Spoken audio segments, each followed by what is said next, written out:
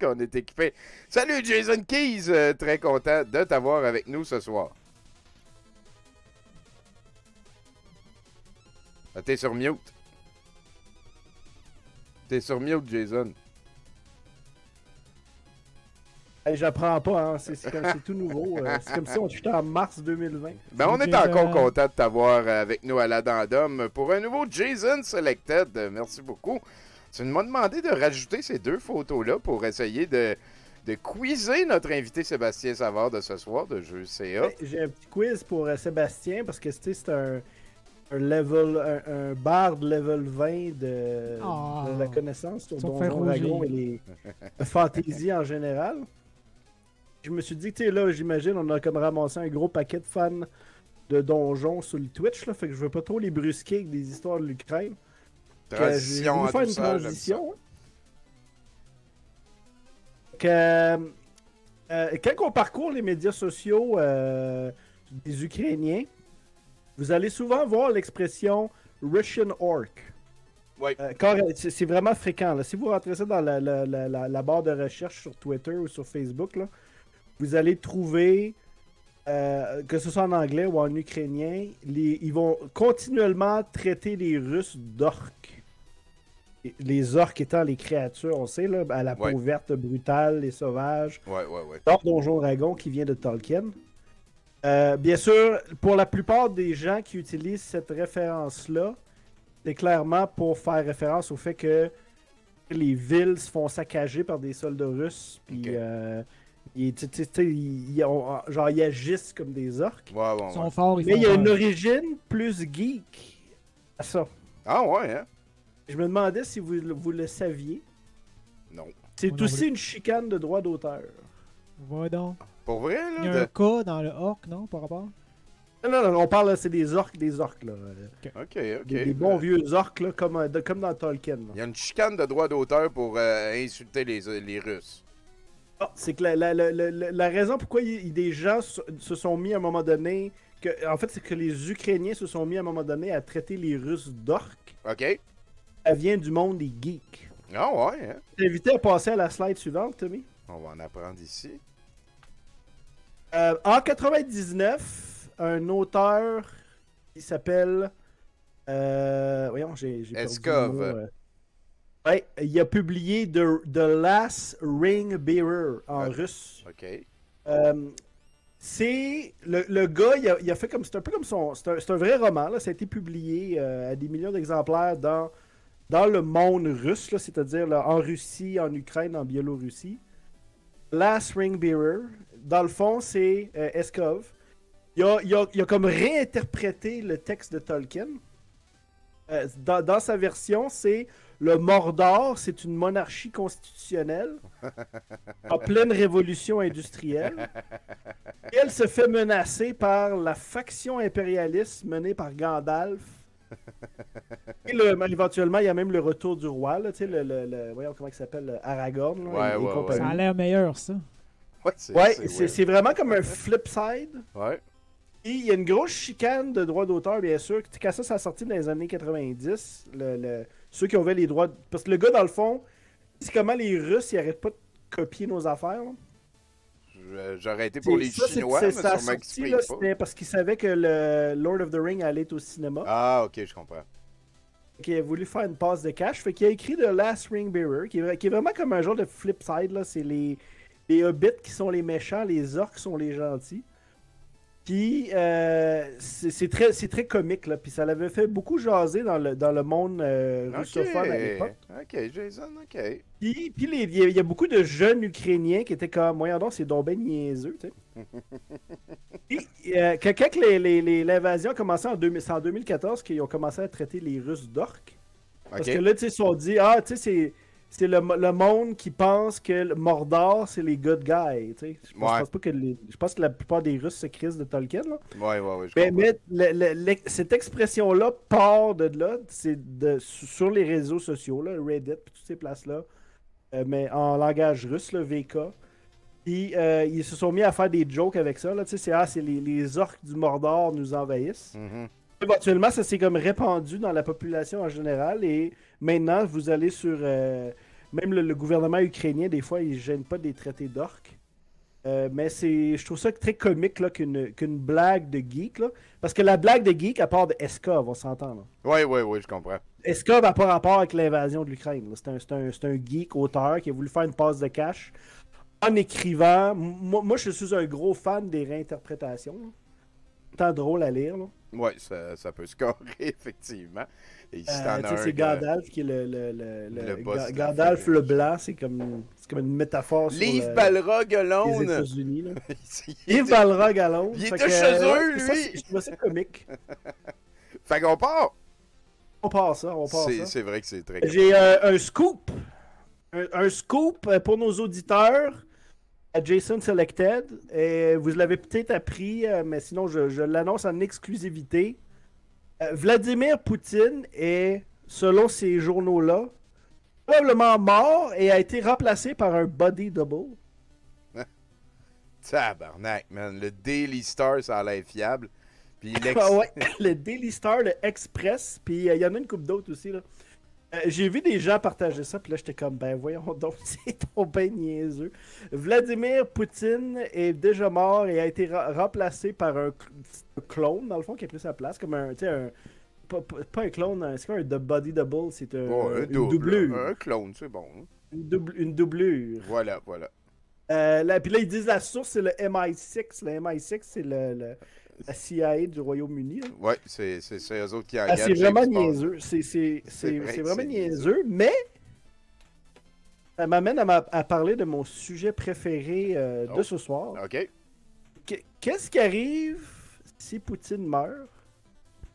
Il y aurait automatiquement une lutte de pouvoir au sein des différentes influences en Russie. Hein. C'est différentes factions.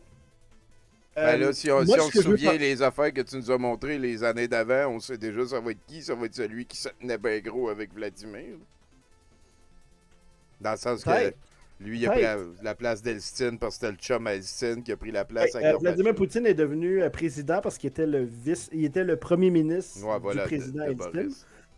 Je vais en parler tout à l'heure. Ça va être important avec ce que je vais enchaîner. Je veux vous proposer un candidat ce soir. Tu vas passer à la slide suivante, s'il te plaît. On avance. Un meilleur. Un meilleur candidat s'avance. Sébastien Savard de Jeux CA. Ah, non, Mets-moi ça, suppose, mon Tommy. Ouais. Regarde-moi ça. Le roi saucé du Caucase. Ouais. Faut regarder le chandail ou le vêtisseur du chandail? Selon toi, c'est lequel? Je vais dire le chandail, parce que l'autre en haut a plus l'air d'un gars de médailles. sécurité. Hein. C'est un fan. Le gars en haut, c'est un fan. Okay. En fait, c'est un de ses bodyguards. Il y a un culte de la personnalité autour de Ramzan Kadyrov. Lui que je m'amuse à appeler le roi saucé du Caucase. C'est pas... Je disais ça un peu en blague, là, que c'est lui qui pourrait prendre la place à Poutine. Je pense pas que ça serait simple de même, mais c'est grâce à ce gars-là si Poutine est encore en place aujourd'hui. Ah! C'est grâce à son père si, en quelque sorte, si Poutine a réussi à prendre le pouvoir à la fin des années 90. Les deux là sont liés. Là. Okay. Ramzan Kadyrov, c'est le président de la Tchétchénie, qui est une province de la Russie. Là. Passez, mettons, le go au Québec. Là. OK. C'est un dictateur brutal. C'est, selon moi, dans le top 5 là, des pires êtres humains sur Terre. Là. OK. Genre tu sais, si tu veux un textbook dictateur, mais mélangé d'une quétainitude et d'un mauvais goût Il est très de se homophobe mettre en valeur, aussi. comme on peut voir là. Ouais. C'est assez complexe et assez fascinant. Puis c'est aussi un bon miroir sur ce qui se passe en Ukraine. Le Ramzan Kadyrov il est à la tête d'un mouvement, ça s'appelle les Kadyrovites. C'est le nom de famille, mais comme en verbe. Genre. Les Godetiens, je serais bien content que ça genre. existe. Puis les Kadyrovites ils font partie de l'armée russe, mais sont comme semi-indépendants. On va tout voir ça tout à l'heure. Là. Et sont très actifs en Ukraine. C'est un peu comme comme l'arme politique de Poutine. C'est... quand je dis les deux sont liés, là, c'est que le Ramzan Kadyrov, il règne sur la Tchétchénie seulement parce qu'il est backé par Poutine et son armée. OK. Mais si Poutine enlève ça, ben il s'est fait tellement d'ennemis parce que tellement ce gars-là a tué vraiment beaucoup de monde. OK. Il y a eu plein d'assassinats commandés par lui, des trucs comme ça là. Et fait que tu sais, il y a beaucoup d'ennemis, puis en Tchétchénie là, il est très contesté. Il y a une guérilla. Il y a d'ailleurs des opposants de lui, des Tchétchènes opposants à lui, qui se battent maintenant dans l'armée ukrainienne, en espérant éventuellement de ramener du support pour la lutte à la maison. Ou le genre. Et en même temps, ça sert à Poutine parce que c'est un peu comme si tu es un citoyen russe puis tu chiales contre le régime, la police va venir t'arrêter. Et si, mettons, tu es une police en Russie puis tu chiales contre Poutine, ben, ça se peut que tu finis dans les mains des Tchétchènes. C'est OK. C'est à ça qu'ils servent. C'est à ça qu'ils servent. Puis, tu te souviens, quand on a fait notre épisode sur les tsars, je parlais notamment comment les anciens tsars, ils s'appuyaient notamment sur les Cosaques. Oui. Le peuple de nomades très militaires. Oui. Les Tchétchènes ont un peu pris la place de ce que les Cosaques d'autrefois faisaient pour les tsars de Russie. C'est ce qu'on va voir plus en détail ce soir. Fait qu'on va se lancer. Puis bien sûr, le début de show, c'est les Tchétchènes, mais après ça, j'ai une grosse tranche de télé russe. Là. Je sais que oui, commence à avoir des fans là, de la télé russe traduite. J'ai des petites surprises à la fin, des invités surprises, vous allez voir. Donc ça, c'est une carte, c'est juste pour se situer. Là. Vous avez ce qui est en genre de jaune, c'est la Russie. L'Europe est en Qu'est-ce que c'est gros, hein? C'est gigantesque. Sur la carte, on voit que la Russie est divisée selon ses provinces. C'est une fédération, on dit la Fédération de Russie. Puis on voit l'Ukraine est à gauche. Et l'espèce de bras qui est entre la mer Noire et la mer Caspienne, qui sont les deux étendues bleues qu'on voit en bas, ça s'appelle le Caucase. Hey, c'est de là qu'on vient. Montagneux. Je savais même pas que on est des Caucasiens, on vient de là. Quand on dit Caucasien, c'est que quand tu regardes l'histoire, les mouvements de population sur des centaines de milliers d'années, l'homme blanc descendrait des montagnes du Caucase qui sont dans ce coin-là. Là. Bon, voilà. Donc, et une de ces parties-là, c'est la Tchétchénie. Vraiment tout petit, c'est à peu près 2 millions d'habitants. Pas gros, là. C'est très, très montagneux. Et on voit que c'est quand même c'est loin de l'Ukraine, mais c'est plus proche que bien d'autres places. Là.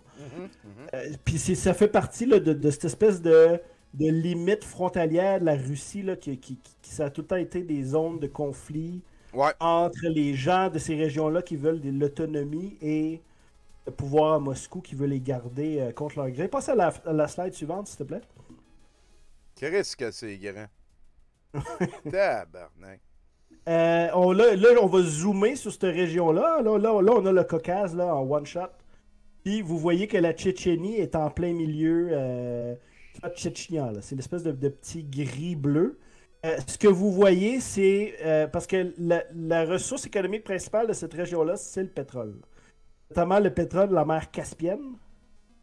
Tout le long de la mer Caspienne, là, c'est un gros fond très pétrolier. Là. C'est une des plus grosses réserves de pétrole dans le monde. Okay. Ça a commencé à être développé là, au début du 20e siècle, surtout sous Staline, je n'avais parlé. Oui. Et la Tchétchénie en tant que telle n'a aucun pétrole, mais géographiquement, le pétrole qui est foré dans ce qu'on voit qui s'appelle le Daghestan à droite et l'Azerbaïdjan en bas, doit passer par la Tchétchénie.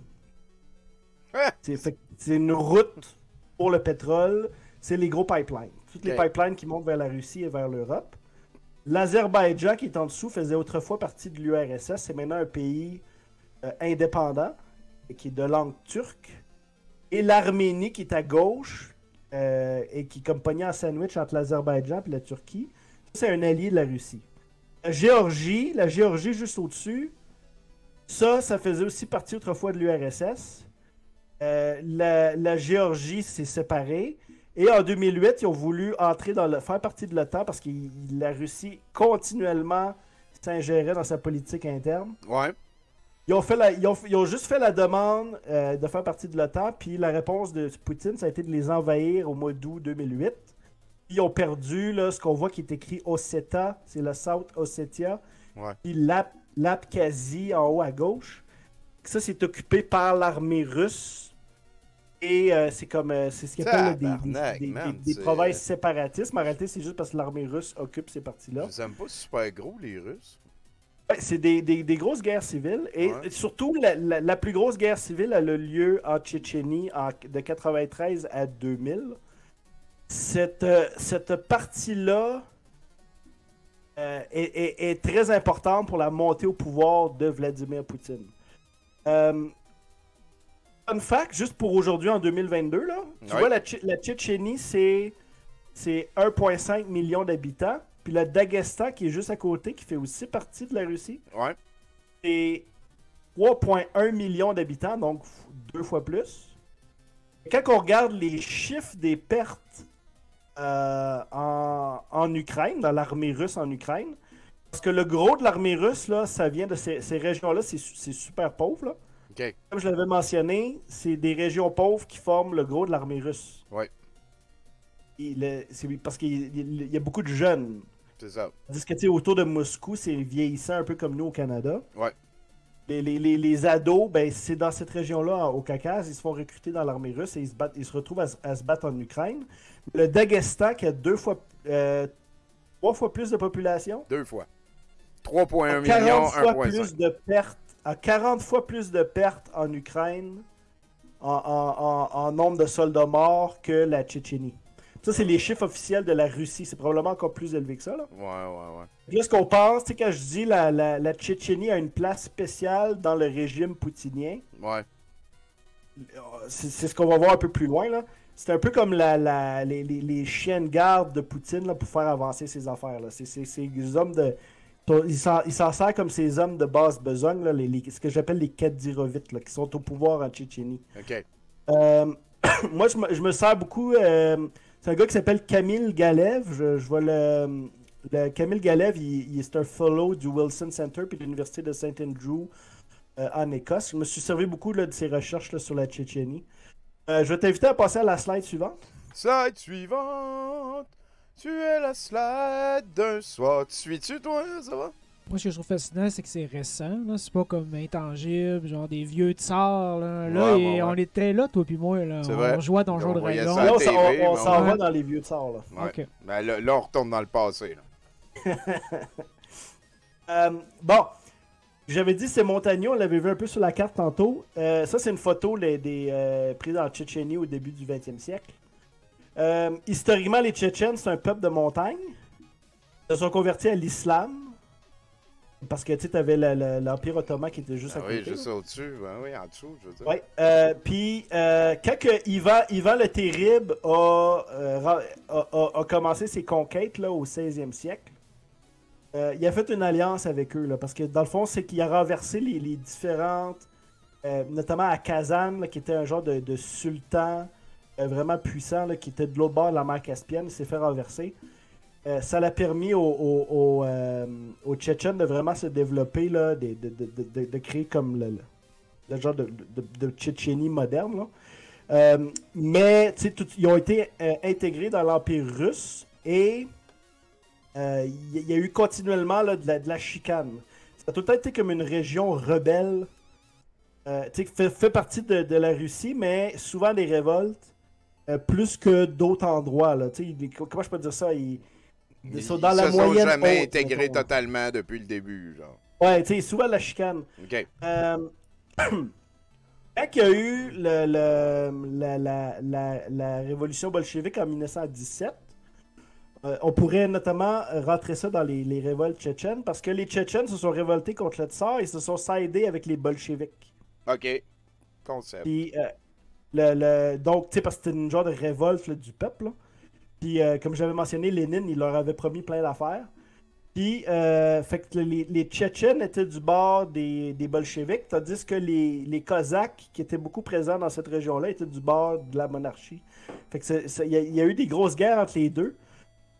Ensuite, quand que Staline est arrivé au pouvoir, ben, une des premières affaires qu'il a faites, c'est que, tu sais, vu qu'il y avait beaucoup de problèmes avec eux, puis avec ces fameuses réformes agricoles là, que les paysans n'étaient pas d'accord, Fait que ça a fait une grosse rébellion en 1932 qui a duré là, des années. Là. Il a fallu qu'il envoie l'armée encore, etc. Puis en 1944, Staline s'est tanné, je peux me permettre le terme. Puis il a déporté la majorité de la population de la Tchétchénie, chippée au Kazakhstan. Il pognait le monde, là, les femmes, les enfants, il les enfermait dans des trains, puis il les a chippés au Kazakhstan. Puis ça, c'est central dans l'histoire de la Tchétchénie. Tu sais, quand tu dis des traumatismes de peuple, là, ben, tabarnak. Ouais. Tu sais, l'armée soviétique a gagné militairement contre eux. Ouais. Et il les a mis dans des trains, puis il les a chippés au Kazakhstan. Ça, c'était notamment à cause que quand les nazis ont envahi l'URSS en 1941, ils avaient dans leur plan que, tu sais, ils se disaient, bon, c'est qui les peuples qui sont tout à fait loyaux? Les Tchétchènes, ça en fait partie. Fait les nazis se sont dit, on va essayer de mettre les Tchétchènes de notre bord. Ils avaient comme eu beaucoup de communication avec eux pour les encourager à se révolter. Puis, une fois que Staline, tu sais, la fameuse bataille de Stalingrad, c'était notamment pour saisir le Caucase avec ses champs de pétrole. Ouais. Fait que c'était dans les plans d'Hitler que les Tchétchènes allaient être comme ces hommes de main dans cette région-là pour renverser les Soviétiques. Là. Okay. Le backslash de ça a été il y a eu une grosse déportation. C'est dans les top crimes de Staline envers la Tchétchénie. Puis c'est seulement en 1957, sous Khrouchtchev, qu'on les a laissés revenir en Tchétchénie, se rétablir en Tchétchénie. Mais entre-temps, il y avait des Russes qui avaient comme colonisé la place. Puis, tu sais, la fois que les Tchétchènes sont revenus, ben, ça allait juste comme continuer la merde. Là, comme... Ben, c'est sûr. Ma maison de 10 ans est rendue occupée. La fable de la petite fille avec l'ours, là, il y a quelqu'un couché dans mon lit. Là. Ouais, vraiment. Fait que, tu sais, ça a juste fait comme plus de chicanes. Il y a eu comme une relative paix dans les années 60, 70, 80. Puis quand l'URSS s'est écroulée en 91, une des premières affaires qui s'est passée, c'est que un gars qui s'appelait Dzhokhar Dudayev, qui était, by the way, un général, c'était un Tchétchène, c'était un général des forces aériennes de l'Union soviétique. OK. Il s'est comme autoproclamé le président de la Tchétchénie et a voulu devenir indépendant. Toutes les parties de l'URSS étaient en train de se séparer. L'Ukraine devenait indépendant, la Biélorussie devenait indépendant, les États baltes. Ouais. Mais, ça se séparait tout. Puis les Tchétchènes ont essayé de faire pareil. Puis là, Boris Eltsine, il a dit non. Ça, non. Puis, notamment, on l'a vu. Tu l'as vu, si tu retournes sur ma carte tantôt, tu peux comprendre pourquoi il a dit non. Ouais. C'est qu'il aurait perdu... Tu sais, ça aurait fait un pays indépendant sur le chemin de ces pipelines qui va vers la mer Caspienne. Ouais, il aime pas ça, ces affaires-là. Fait que non, il n'y en a pas question. Fait qu'il a envoyé l'armée. On va écouter un petit reportage d'environ 2-3 minutes qui va couvrir, dans le fond, toute la guerre en Tchétchénie dans les années 90 puis l'accession au pouvoir de Poutine. Puis après ça, je vous reviens. Donc, tu avais des questions avant, là? On va se payer ça. Moi, je vais aller... En quelle année, ça, Jason? Fin 90. L'histoire se répète. Jason, il a mis mute sur son micro. Pas encore. Le reportage qu'on a vu, couvrait la période de 93 à 2002. OK. Parce que, dans le fond, ce qu'on a vu, c'est la réponse de Moscou, ça a été d'envoyer... La réponse de Moscou à leur indépendance, ça a été d'envoyer l'armée. Très mature, Moscou. Boucherie. Ouais. Vous voyez à l'écran, c'est Grozny. Grozny, en 2000, était la ville au monde la plus détruite. Calvaire, man. Puis, le reportage qu'on a écouté, c'est qu'il y a eu une prise d'otage dans un théâtre de Moscou en 2002 par des militants tchétchènes, des terroristes tchétchènes, dans le contexte de cette guerre-là. Là. Puis, dans le fond, pendant qu'il y avait la prise d'otage, ce poste de télé-là a fait un reportage sur ce qui se passe en Russie. C'est pour ça que je l'ai pris.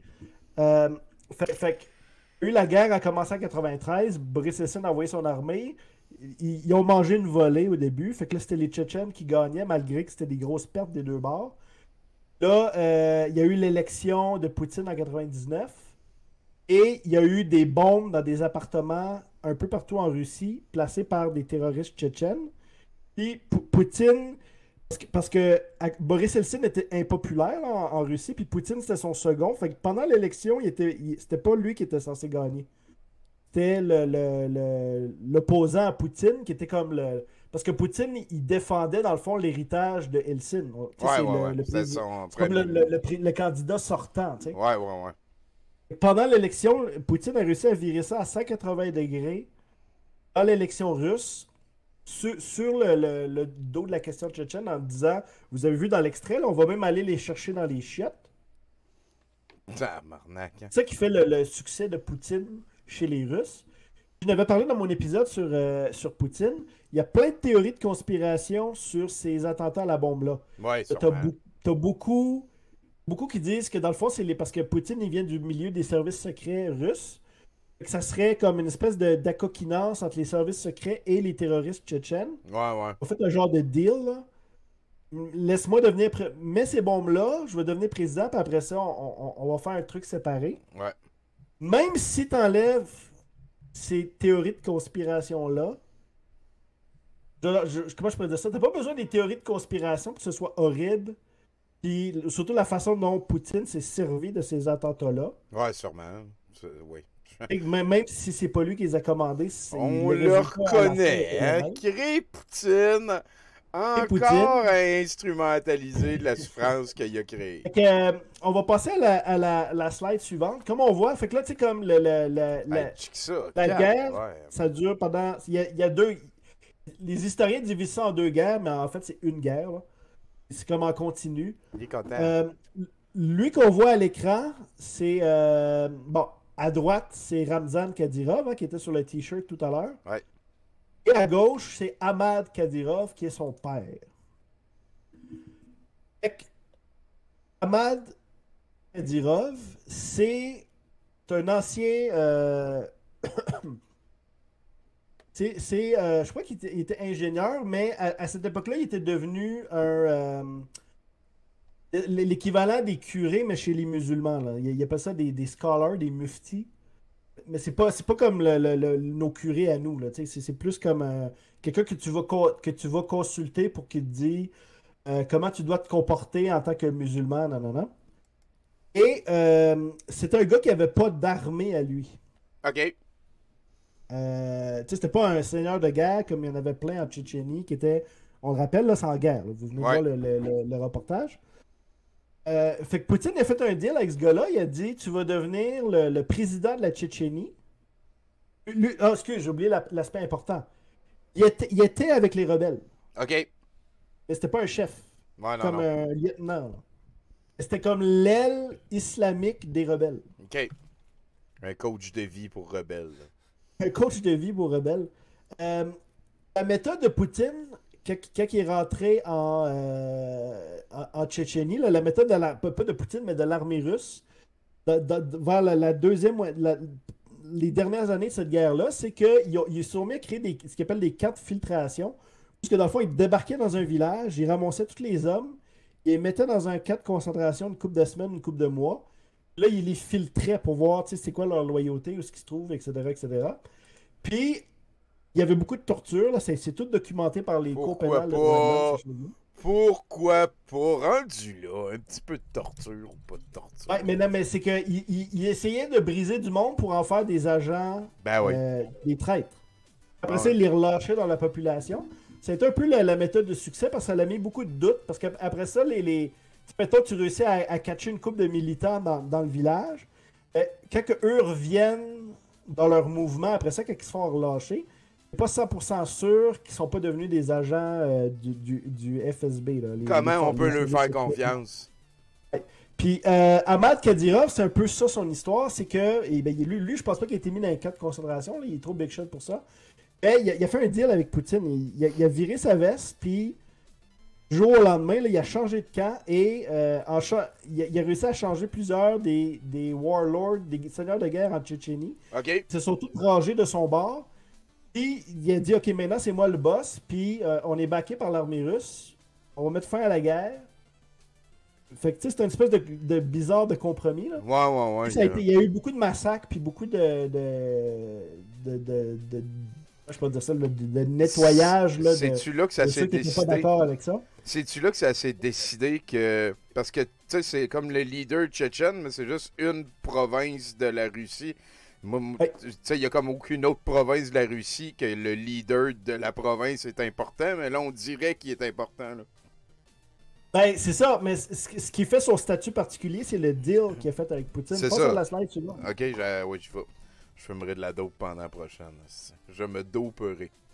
Que je me se dopasserai. Et ta boîte, tu sais comment c'est plein de sachoirs. Hein? Ah, mon ça, chum. c'est une photo de cette époque-là. On voit Ahmad Kadyrov là, en visite à Moscou qui vient baiser la bague de Poutine.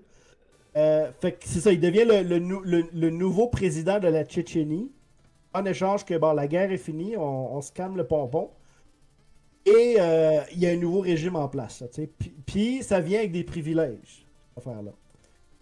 C'est devenu un peu comme un État dans l'État. Là. Ouais. Il est pas pareil que les autres présidents là, des autres provinces en Russie. C'est ça, ok. Il y a comme ses propres, comment je peux dire ça, le privilège et prérogatives.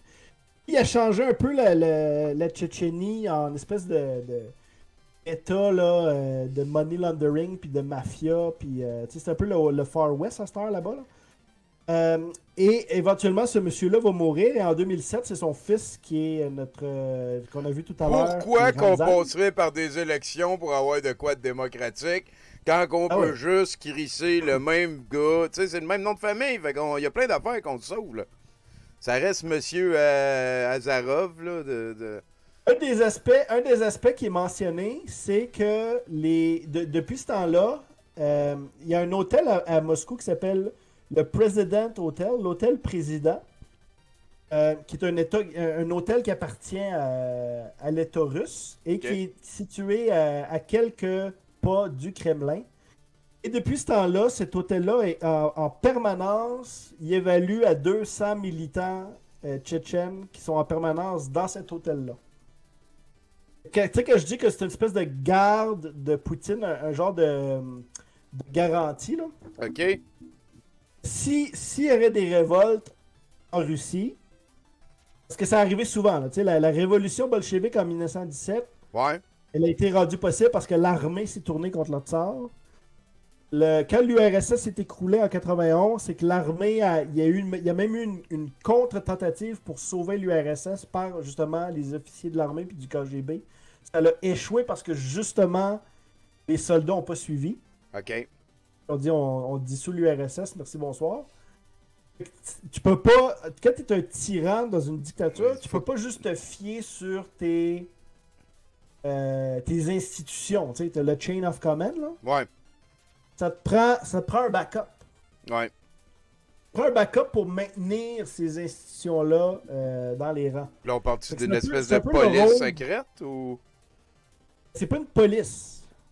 C'est vraiment une gang de thugs, là, on s'entend. Ok, c'est ça. Lui, il dit je l'aime pas, lui. On va aller écouter une vidéo, puis tu vas voir, il va tout te l'expliquer. C'est en français, je suis content de l'avoir trouvé. C'est un autre reportage de la télé française. Sur Ramzan Kadyrov, puis son père, puis sa relation avec Poutine. OK. Puis ils nous ont gâtés, ils ont mis un peu de sauce dedans. Ce sont des images qui n'ont pour... sur les LGBT. On ça, Tommy. L'heure pas pu être vérifiée de manière indépendante. Elles ont été diffusées par une télévision pro-russe. On voit le dirigeant tchétchène, Ramzan Kadyrov, sourire aux lèvres devant la caméra, au chevet de soldats qui auraient été blessés en Ukraine. La télévision le montre ensuite en train de discuter avec un homme, présenté comme le général russe Andrei Morditchev, que l'armée ukrainienne affirme pourtant avoir tué. Selon la chaîne, le dirigeant tchétchène se serait rendu à Mariupol. Objectif, galvaniser... On voit son père sur les drapeaux. Tu remarqueras les drapeaux? As-tu les drapeaux à gauche? Ouais, c'est vrai. Il est là n'importe qui, là. C'est un parmi tant d'autres, il est chanceux.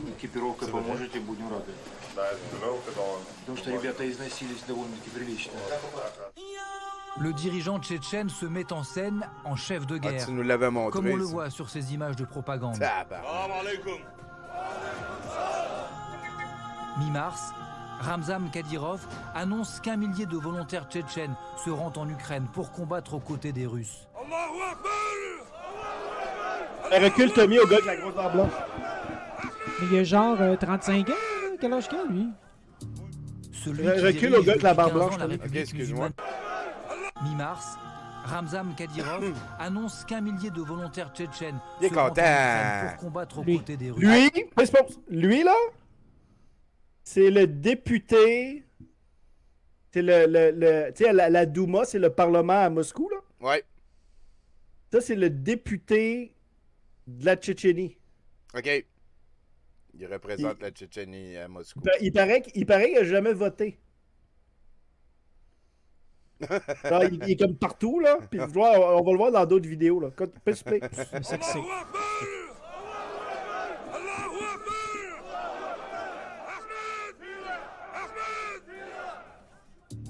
Celui qui dirige depuis 15 ans la République musulmane du Caucase est avant tout un fidèle de Vladimir Poutine. Dans le camp russe, lors de la deuxième guerre d'indépendance de la Tchétchénie, il est âgé de 30 ans lorsque le chef du Kremlin l'intronise officiellement en 2007. Предложить вашу кандидатуру в качестве кандидата на должность президента Чеченской Республики. J'ai pris la décision de... действующим законодательством сегодня в Грозный будет направлен соответствующий. J'ai pris la décision que tu allais te faire élire. À peine nommé, son soutien au Kremlin est sans ambiguïté. В первую очередь благодарен общественности, которые поддержали меня, президента страны. Plus dans le 42, là. Если будет оказано ваше доверие, будем судить. Ouais, il moment qu'il joue à Magic. Grâce à l'argent reçu par Moscou, il se lance dans la reconstruction de la Tchétchénie. La capitale Grozny fait peau neuve. Et le dirigeant autoritaire règne d'une main de fer sur cette république de 1,4 million d'habitants. L'opposition est muselée. Torture, disparition. Il est accusé de nombreuses exactions, notamment à l'encontre de la communauté LGBT. I want to ask you about the alleged roundup, abduction, and torture of gay men in the Republic. What, Mr. President, do you want to say about that? Вот сейчас, вот к чему он, вот, почему он приехал, вот пришел к тому, да, вопросу, да, это ерунда. Ça n'existe pas. Ah, mais il n'y a pas de problème, ça n'existe pas, ben ouais. C'était comme pour le... Amenez-le au Canada s'il y en a. C'est ça. Il y en a plein de tapettes au Canada. Puis je veux dire, tant que lui, il vient pas, genre. Pour faire régner la peur et soumettre la population, le dirigeant s'appuie sur sa milice, comme c'est quoi cette question-là? Kadyrovski, en raison de la loyauté qu'il voue à leur chef. Comme la pandémie, la planguémie. Les combattants ont la réputation d'être des mercenaires sanguinaires, ceux-là même partis combattre en Ukraine. C'est très récent, là, ce qu'on regarde. C'est genre, il y a quelques semaines. Ils ont fait un topo sur lui. Ils ont fait office de police militaire. Mais en tout cas, on sait que c'est des troupes de choc. Combien sont-ils effectivement sur le terrain? On ignore leur nom exact. Mais pour le dirigeant tchétchène, envoyer ces hommes a aussi un objectif psychologique, celui de terroriser en face les forces ukrainiennes.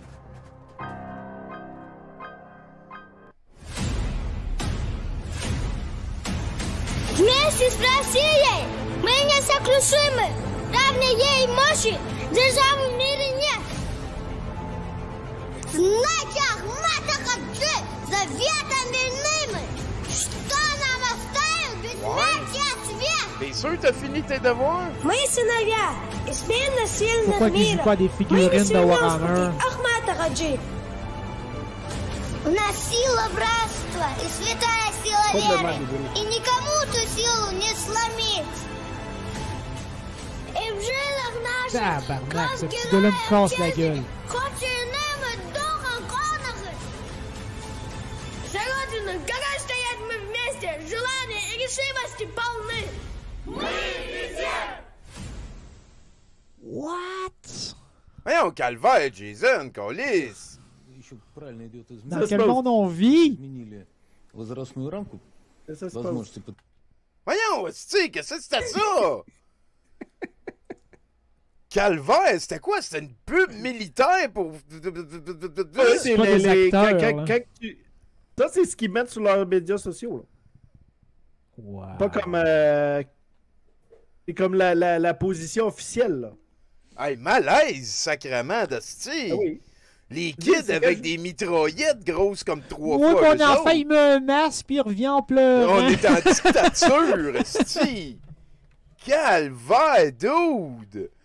Puis là, on s'en va à Radio-Canada, mais version russe. Ouais, on le reconnaît, là. Radio On va revenir russe. sur Kadyrov tantôt. Là, je fais une petite pause. On on t'appelle va ça aller une se pause, saucer toi? dans- Calvaire. Aïe, aïe, j'étais pas prêt. Fait que oui, tu vas nous traduire un petit peu. On y va avec... Oui, donc ça, c'est Russie. Pour rappeler ceux qui sont nouveaux, ça, c'est Russia One. C'est le Radio-Canada russe. En heure de grande écoute.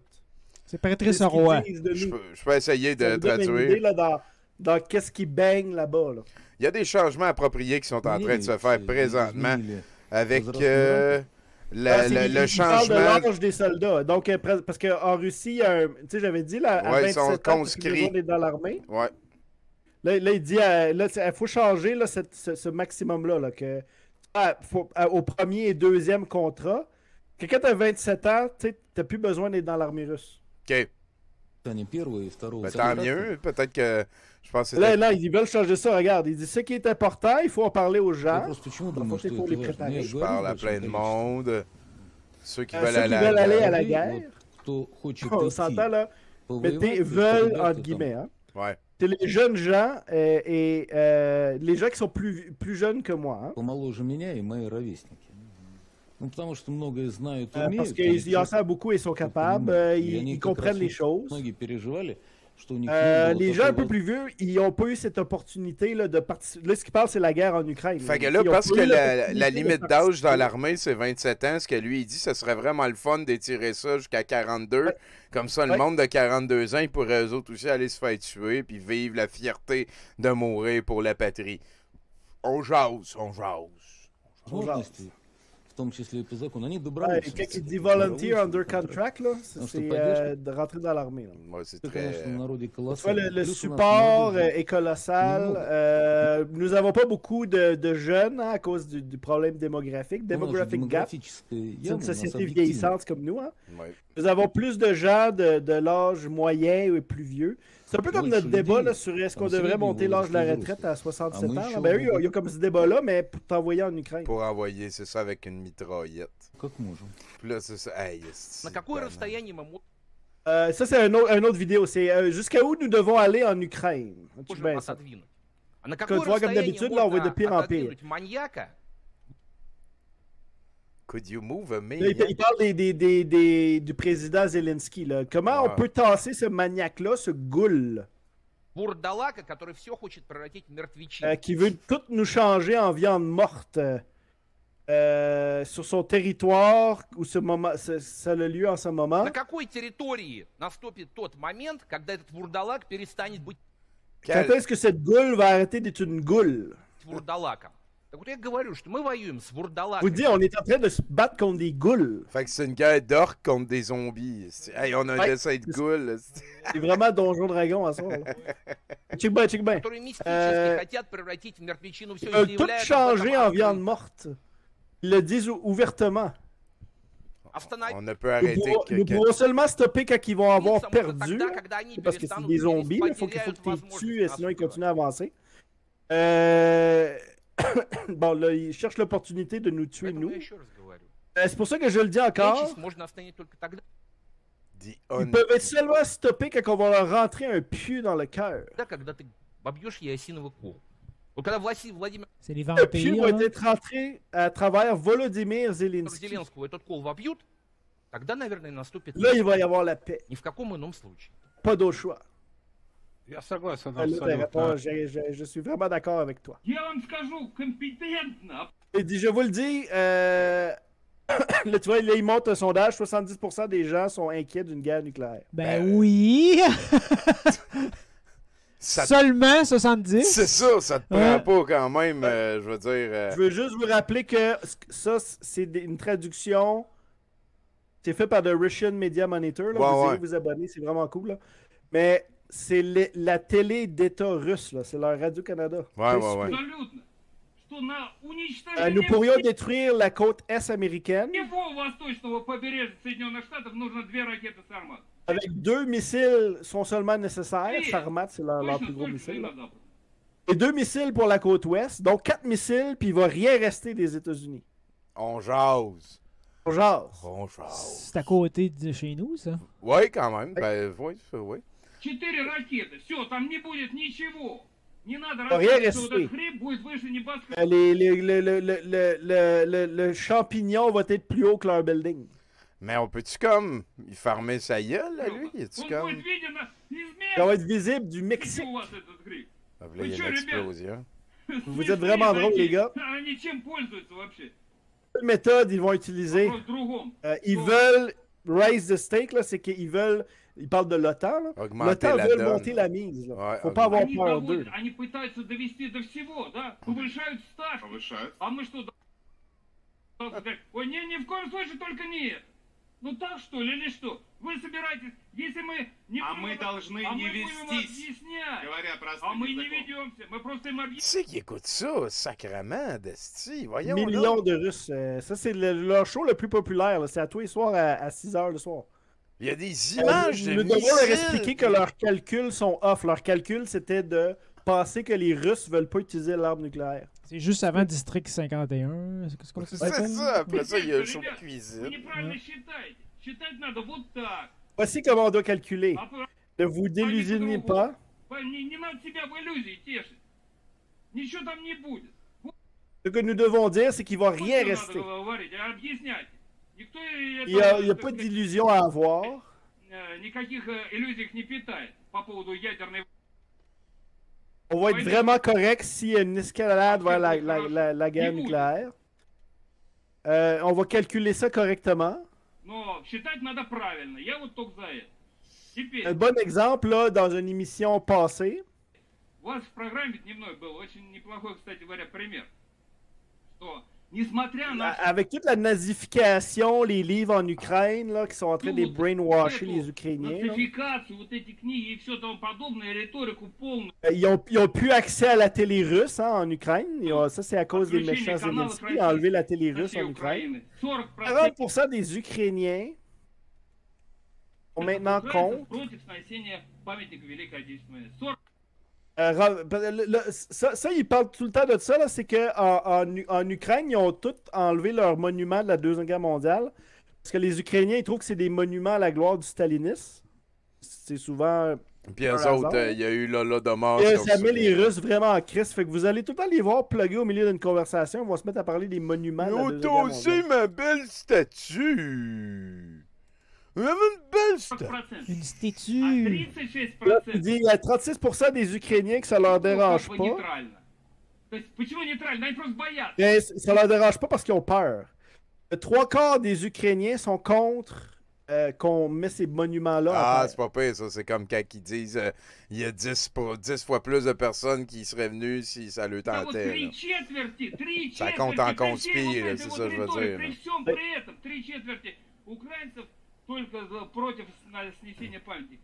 19% только за. 19% qui sont en faveur.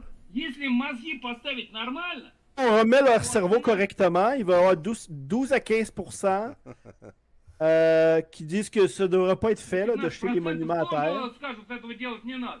Итого мы получим Donc, il y en a максимум 5% qui sont incurables. 5% d'Ukrainiens qu'on peut rien faire. Ah, l'arnaque. Hein? Regarde bien la logique ensuite. 5% c'est 4 millions, by the way. Là. Ouais. Ah, 2 c'est millions, ça. il dit 2 millions. Simplement, 2 millions de personnes qui veulent recréer les SS nazis. Готовы СС возрождать. Потому что Азов это Azov, c'est des fascistes SS. Si je deviens dictateur, en fait, il va y avoir un hall de raies, c'est ça. фашистский СС. А ВСУ это вермахт. Les forces armées ukrainiennes, c'est la Wehrmacht. Hein. C'est 20 millions de personnes doivent soit quitter l'Ukraine. De 2 millions, mais il faut qu'ils servent. Вот эти вот 2 миллиона человек Tabarnak. должны были либо уехать с Украины, либо должны быть Ou être dénazifiés, ce qui veut dire être détruits. C'est dit à la télé d'État. Là. Tabarnak. Être dénazifié. Man. То есть быть On va te уничтожен. dénazifier jusqu'à temps qu'il soit mort. C'est qui ravette, calice. C'est une guerre civile pour lui. Ben oui, parce qu'il n'est pas encore capable de comprendre que l'Ukraine, c'est un pays d'à côté. C'est une guerre civile. Ouais, pour eux, l'Ukraine, ça fait encore partie de la Russie. Là. Ça brise mon cœur. Ben oui, pauvre gars.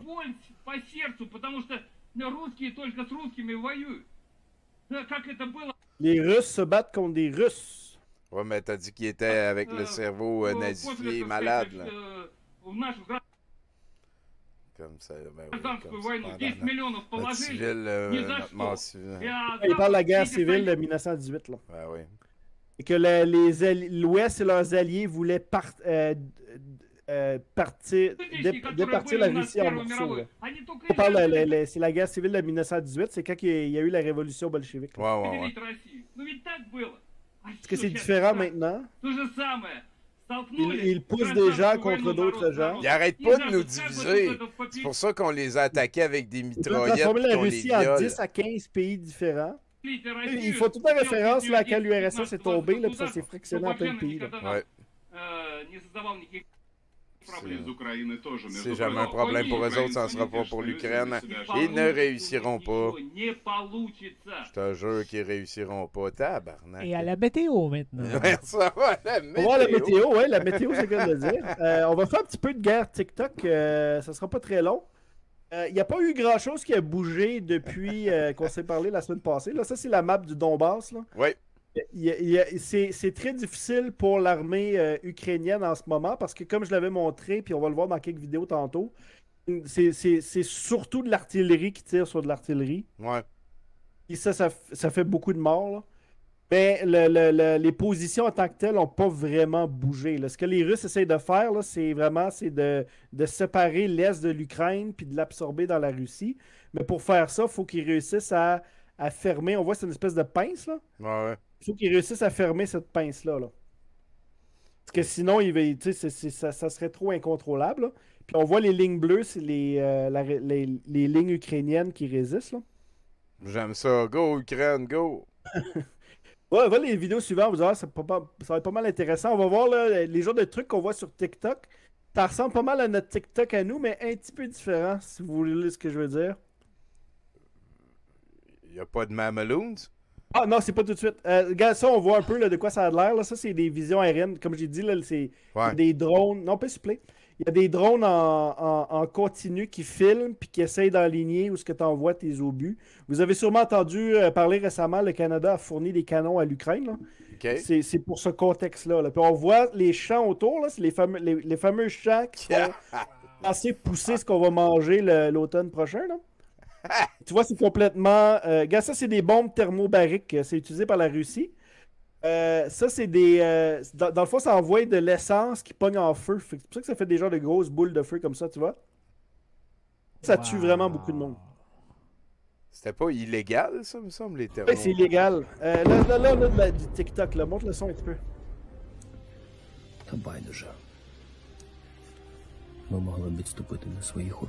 C'est un soldat ukrainien, là, il est caché dans son trou pendant qu'il y a des bombes.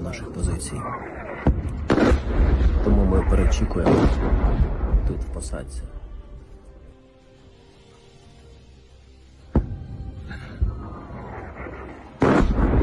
В такі моменти, щоб не зійти з глузду, не поїхати в край, бо дійсно l'important c'est de pas devenir fou.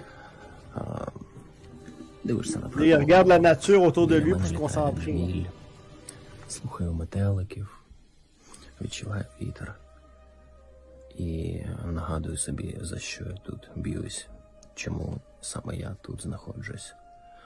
Щоб зупинити це On a des guerriers de la résistance, nous autres ici au Québec aussi. Ils sont allés à наших людей і захоплювати нашу країну. C'est quoi ton PayPal, mon chum? On va t'en envoyer. Просто c'est même casque Joe l'Indigo. Коли знаєш, за що ти тут, La faction Indigo. І це не якась там романтика. З фільмів чи книжок. Ай, mais pauvre gars, Colis, il a l'air d'avoir dit. Лежу зараз під обстрілами на Донбасі і говорю свої відчуття, те, що думаю. Якщо вдасться, викладу це в інтернет, поділюсь з кимось. Можливо, буде корисно. І, звісно, вони дуже сильно лютують, тому що Я з побратимом тільки що пішов в глибинну розвідку. On s'approche des Russes, on faisait une reconnaissance. Il y a quelques jours dans le passé, on a réussi à détruire plusieurs des véhicules des orques. Il a dit des orques, il a dit des orques! Ouais. Alors, ils sont devenus choqués, ils sont devenus frustrés. C'est bon aussi, Jason, dans ta mise en scène. Tout ce qu'ils ont pu faire, c'est de nous attaquer avec leur artillerie. Ce nonobstant, comme vous pouvez voir, ça ne fonctionne pas à date. On est ici, on est ukrainien, get used to it. Alors j'écoute en étant silencieux. On peut encore se faire attaquer par l'infanterie ennemie. Il n'y a que 2 de nous ici sur le front. Tabarnak, hein, on n'a jamais été dans la guerre de même de toute notre vie. Là. Oh oui, ça c'est real. Go. C'est pas du paintball. J'allais dire ça. Il y a un pitch missile, bazooka, calvaire. Je sais pas ce qui va se passer.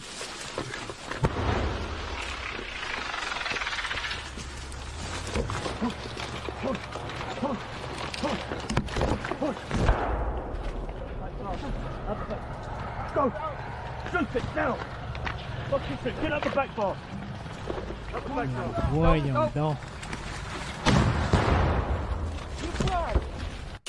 Choix 98.1. C'est un beau contraste avec M. Lauzon. Faut que j'apprenne à faire des meilleures transitions. Ouais, on va essayer de gérer ce qu'on a vu avant ça.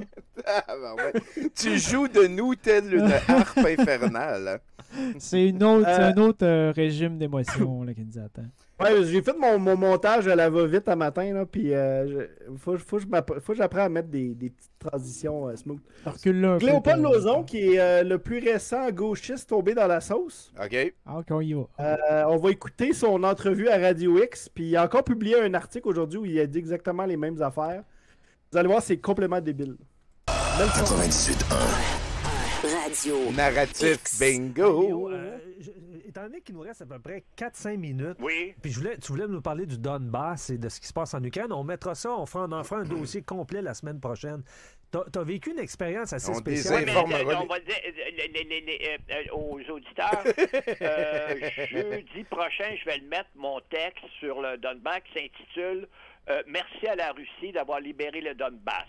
Bon. Là, quand tu écris des textes comme ça, ou quand des fois, on en perd des amis qui sont pas du tout d'accord. Léo, en passant, il y a un Martin qui nous écrit « Très hâte de lire ton texte. Bien d'accord avec ton texte du Donbass. Bravo, Léo. » Oui, parce que le Donbass, écoute, on en parlera parce que moi, ça me pompe, là, puis Zelensky qui est partout avec sa face de croque-mort, qui joue, etc., mais qui veut faire durer la guerre. Bon, le Donbass, Danny, bien vite, c'est des Ukrainiens, mais qui sont d'origine russe, sont à peu près 5 millions. Ouais. Ils veulent devenir indépendants, mais qu'on leur donne, c'est drôle quand on... Zelensky est du Donbass. Il y a plein de pays d'ex-républiques qui ont eu leur indépendance, ça faisait l'affaire des Occidentaux. Ça fait 12 ans que le Donbass est bombardé parce que c'est des autonomistes pro-russes qui penchent plus pour la Russie que l'Occident, que l'armée ukrainienne, avec sa crise de milice Azov, les bombarde. Ça, nos médias en ont parlé, les viols, les choses qu'ils ont faites. Alors moi, il est à temps, d'un point de vue humanitaire, que la Russie vienne à l'aide de ces gens-là qui étaient complètement opprimés par l'armée ukrainienne. Il vient de dire que les Ukrainiens massacrent et violent des Russes. Ouais. Et là, on voit son blog. Il dit que les histoires de massacres puis de viols d'Ukrainiens par l'armée russe, c'est faux. On peut laisser notre invité Sébastien lire ce qui est dans le carré, là. Le 16 avril 2022, un dossier d'enquête de 2 grosses pages entières avec des photos très tristes intitulées « Confidence des blessés d'un hôpital de Kharkiv ». Je vous l'ai dit, des articles portant sur des enlèvements de bébés, sur des blessés à l'hôpital, sur des grands-mères. Les grands-mères, ça fait plus attendrissant qu'un texte sur les grands-pères. Sur des réfugiés ukrainiens accueillis au Canada. Ça pogne, alors pourquoi s'en priver? Lauzon. Le prof Lauzon, en plus, ce genre de prof-là. On continue, Jason, ou? qu'on essaie de nous faire passer là, comme des enfants de cœur, puis même la milice Azov. La seule chose qu'ils vont dire, les médias, ben ça a été formé par un groupe de nationalistes ukrainiens. Que c'est des néo-nazis, c'est l'extrême droite, c'est des bandits, mais nos médias, étant donné, là, sont tous pro-ukrainiens, puis là, c'est de blasser la Russie. Puis je veux dire, moi, il y a une affaire là, que j'aimerais mentionner à ce moment-ci, là. Si à un moment donné on se fait envahir par des orques qui violent des enfants puis qui brûlent des maisons puis tout, probablement que le fait que mon voisin il est néo-nazi, ce sera pas un argument qui va m'empêcher de vouloir le laisser combattre les personnes qui sont en train d'activement violer des enfants puis détruire des maisons. Tu sais, probablement que je mettrais ça sur le burner d'en arrière puis on s'en reparlera quand il n'y aura plus d'enfants violés puis de villages détruits. C'est drôle. Explique-moi, toi, Danny, qui c'est tout. Ils sont 5 millions d'Ukrainiens qui vivent dans le Donbass, mais qui sont d'origine russe, mais qui préfèrent se rattacher à développer un attachement avec la Russie qu'avec l'Occident. Ouais. Mais ils sont fous, bérets, c'est ça aussi dans le texte, ils sont masochistes. Tu sais, on nous vante que la Russie, c'est le goulag, puis l'Occident, c'est la démocratie, la liberté, la richesse. Mais pourquoi qu'ils veulent pas se détacher de la Russie puis dire on est libre, on n'aura plus à subir les oppressions. Oui. Lui, il est en train d'être payé pour dire ça? De textos qui sont de ton côté, qui approuvent tes dires. Alors, on va bien développer. Tout le monde sur Radio X aime ce que le prof. Juste terminer, Zelensky, il est partout du matin au soir à la télé, il est à l'ONU, il a été même invité au festival de Cannes. Puis d'ailleurs, les seuls pays qui sont contre la Russie, c'est les Occidentaux. Regarde le reste, la Chine, le Pakistan, l'Inde, l'Indonésie, le Brésil. Voyons donc, il y en a même qui sont... Ça va faire, là. Puis c'est drôle, bien vite, pour terminer, l'OTAN est partout, tout autour, collé sur la Russie. J'ai un article, je le marque dans la tête, les îles Salomon, connais-tu ça? Ben, c'est à 3000 km de l'Australie, et les îles Salomon viennent de signer un pacte de commercial puis de défense avec la Chine. Ben, l'Australie et les États-Unis ont dit pas question que la Chine installe une base militaire aux îles Salomon. C'est la ligne rouge, on n'a pas franchi, sinon on va intervenir. Ils sont à 3000 km de l'Australie, mais l'Australie s'en fait, mais les Russes ils ont l'OTAN partout. Il ne faudra pas qu'ils s'inquiètent, il ne faudra pas que c'est de la provocation, le pur et simple. Allez, T'es 12 courriels.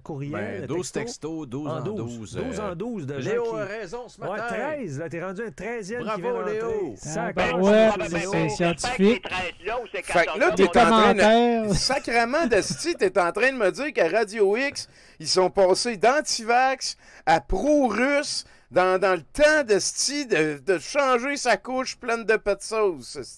J'ai changé leur logo en bas puis j'appelle ça Radio Z.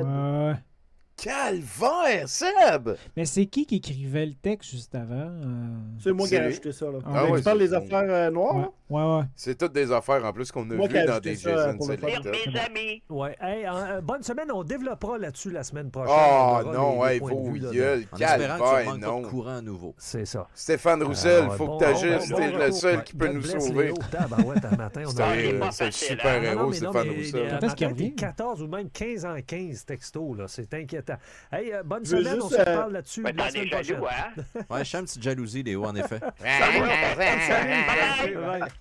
Je veux juste ça sert à rien. Non, recule, Tommy. Recule. Ouais, t'es un petit peu là, lui. Fais juste reculer à la dernière photo.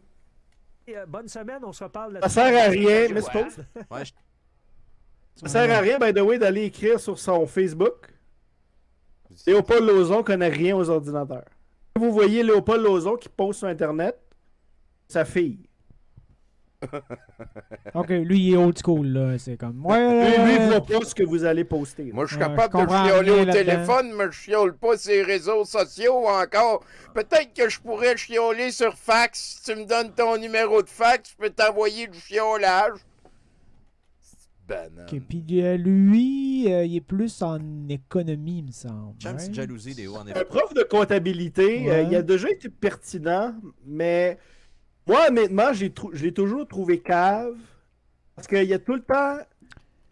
Je me rappelle, j'avais entendu je l'ai déjà entendu comme défendre la Hamas, puis des... c'est tout le temps comme les causes de gens qui se font opprimer dans le tiers-monde. Ils trouvent tout le temps une façon d'être du mauvais bord. Genre, c'est comme les Américains sont les méchants, et Saddam Hussein, c'est correct. C'est tout le temps ça, Léopold Lauzon. C'est tout sont corrects, sauf les Américains.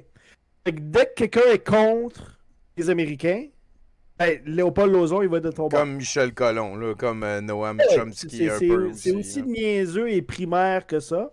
Okay. Et moi, je l'ai tout le temps trouvé vraiment niaiseux, mais là, le monde me disait...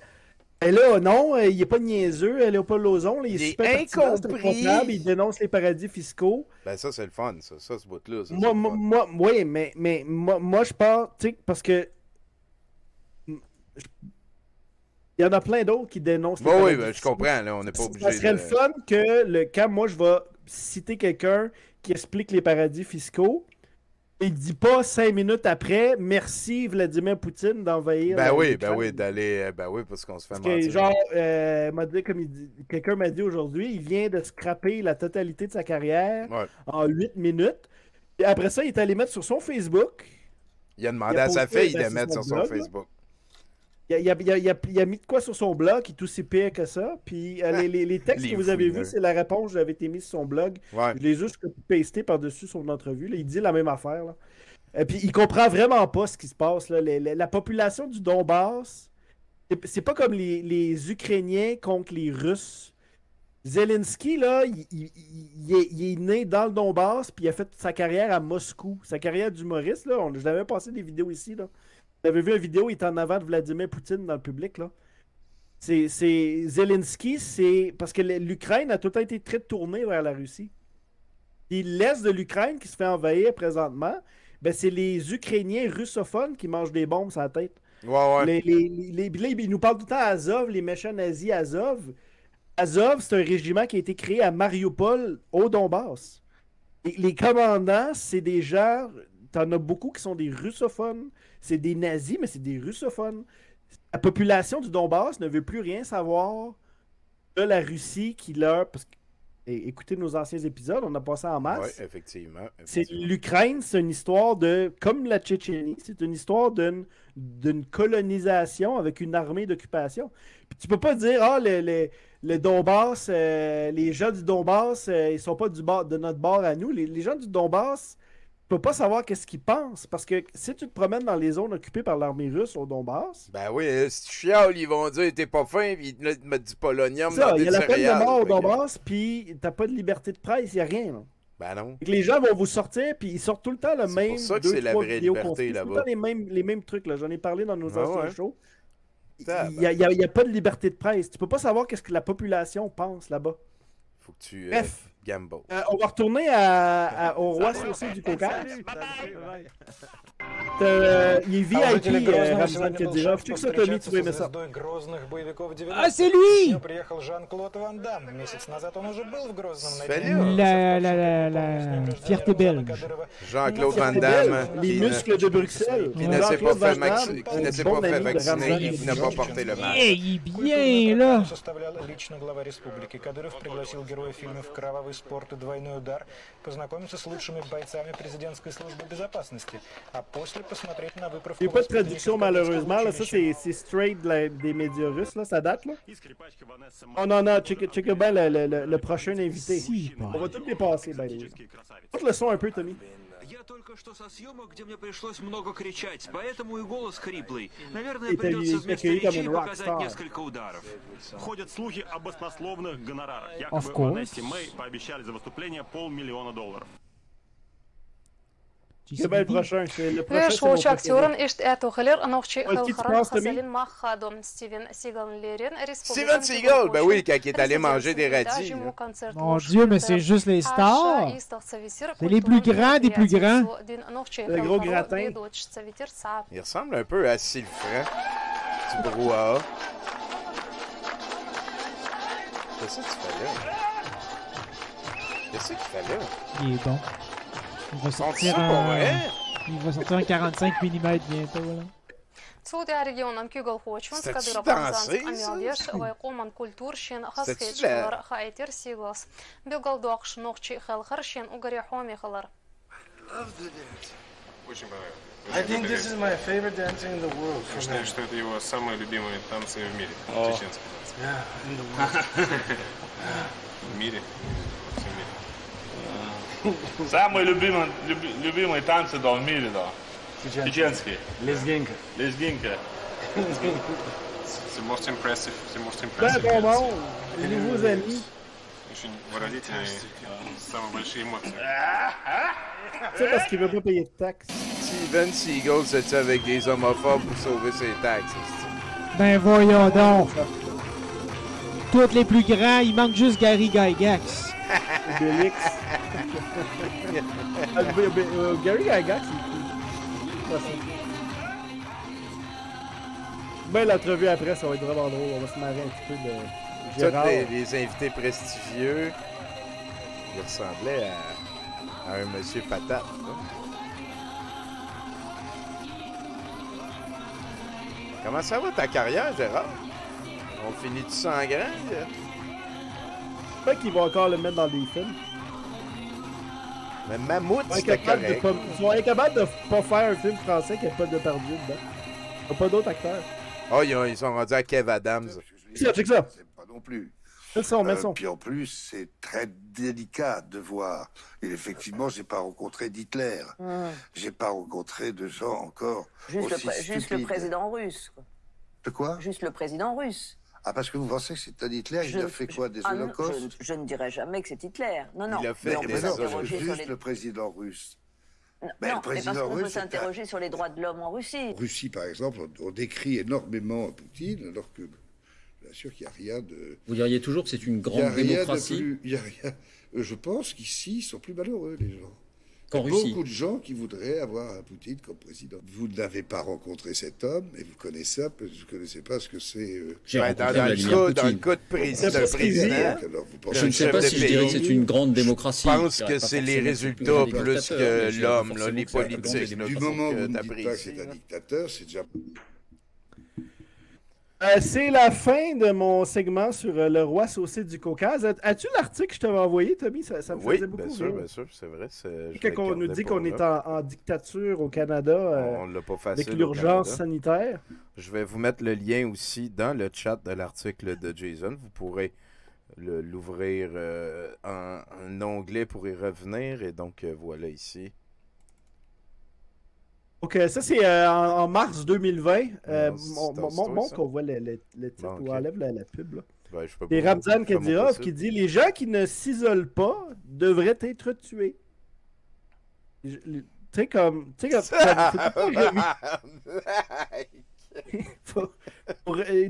ça, tu vas voir, il va un peu plus en détail. C'est un héros. Moi, j'ai vu des personnes qui étaient au convoi qui disaient que c'était un héros. Là. Oui. Ouais. La menace du chef tchétchène est crédible parce que Ramzan Kadyrov a une longue histoire de supposément assassiner des gens qu'il n'aime pas, tout simplement. Les gens qui sont suspectés de partager des fausses informations ont déjà été forcés de confesser sur la télévision tchétchène. Les forces de sécurité de Kadyrov ont avant, ils ont mis en prison, battu et tué des gens de la communauté LGBT. Eh, misère. Dictature. Bah oui, ben c'est pas facile. Il faut mettre un masque pour aller acheter des cigarettes. C'est Hitler, là? Ouais. Il y a 2 ans, quand même. Donc... Ça, c'est au début de la pandémie. Là. Ouais. C'est quand on avait vraiment peur d'elle. Quand il parle de confesser, là, c'est que ça, il aime bien ça, Ramzan Kadyrov. Là, j'aurais pu passer des vidéos de ça. C'est que quand il y a des trucs qui viennent comme médiatiser, là, il y avait eu comme un exemple un enfant qui l'avait insulté. Il a fait passer le père de l'enfant à la télé. Ramzan Kadyrov, il est bien gros sur les médias sociaux russes. Là, puis il y avait quelqu'un dans le chatroom qui a dit que plus ce qu'il avait dit, là. Genre, il avait dit que t'étais un trou de cul, genre. Puis il a fait venir le père de cet enfant-là à la télé pour s'excuser. C'est débile. Complètement débile. Quand t'as du pouvoir. Là. Merci. Ouais, ben c'est ça. Hein, à quoi ça sert du pouvoir si tu peux pas en abuser? Je ne sais pas. Merci beaucoup, Jason. Ça a été encore une fois très intéressant. Ça me fait peur. Segment. Oui, effectivement, c'est rien pour rassurer. Encore ton image ici avec les messieurs squelettes qui sont fiers d'être des squelettes et d'aller mourir au combat. Ça a passé vite, là. Le signe en haut, c'est pas d'humain. Ça, c'est pas humain, ça, pas d'humain. Non. Ça veut dire qu'on n'est pas des humains. Puis ça, ils sont fiers de ça? C'est comme positif? C'est dans la propagande russe là, du mouvement Z. Là, ça veut dire c'est un peu comme le gars qui parlait tantôt de nucléiser New York puis la côte ouest américaine. Ah, tout simplement. Et c'est projeter le fait que genre, si tu nous résistes, on va mourir les deux. Là. Tu dois te plier à ma volonté. C'est ça le message qu'elle envoie. Comment qu'on règle ça, ce problème-là? Il faut qu'on finance des organismes de démocratie à l'intérieur de la Russie? Moi, je suis pas là pour apporter des solutions. Je suis juste là pour constater. Pour parler de bombes nucléaires. C'est toujours ça qui se passe. C'est ça, hein? C'est ça. C'est cette guerre-là. Je te donne 80$ pour une consultation avec des solutions. Non, mais c'est ça. Mais c'est ma discipline. C'est le design qui s'occupe de ça. Le futur. Voilà. Puis, Sébastien va nous régler ça. Là, mais c'est compliqué. En tout cas, il est en train de compiler des informations pour arriver avec quelque chose. Juste de savoir que ça existe, c'est déjà un premier pas vers la solution. Effectivement. Ça. Moi, c'est ma job, c'est constater. Là. Merci beaucoup, Jason. Je vais aller pleurer dans mon coin à cette heure. Je vous laisse. Fais attention à toi. Ouch. On s'en revoit jeudi prochain. Tant mieux. Oh, et le jingle.